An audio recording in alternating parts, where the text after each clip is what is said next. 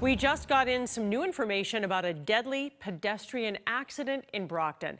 Authorities say a 50-year-old woman from Brockton, Chafang Wu, was killed, and they do not think this is a crime, merely an accident. WBZ's Nick Giovanni spoke with a witness who says he tried to save the victim. West Chestnut Street was blocked off Tuesday morning in Brockton, where the Plymouth County DA's office confirms a pedestrian was killed. I heard a crash early this morning when I got 7 o'clock. I looked out the window and I saw a couple of cruisers sitting out here. Neighbors say they heard the crash around 7 o'clock in the morning. Some say it knocked out their power. I just seen the lady veer off and go to the telephone pole in the car, and I seen somebody laying in the street.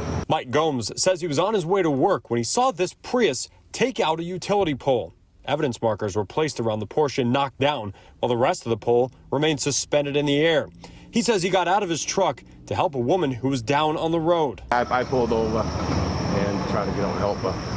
Other than that, then I called 911 and started CPR. Gomes says he noticed solar glare was an issue at the time as he was driving along that stretch of West Chestnut near Ash Street. I just think it was the glare from the sun. Coming up this hill you can't see in the morning. Just before 11 a.m., the Prius was towed away and the utility pole replaced. There's always crashes. They're usually not that far down. They're usually right here on the corner. Robert and Marianne Gagney have lived nearby for roughly 50 years. They say they've seen several crashes in the area, including some too close to home. The walls have been crashed into about 4 times.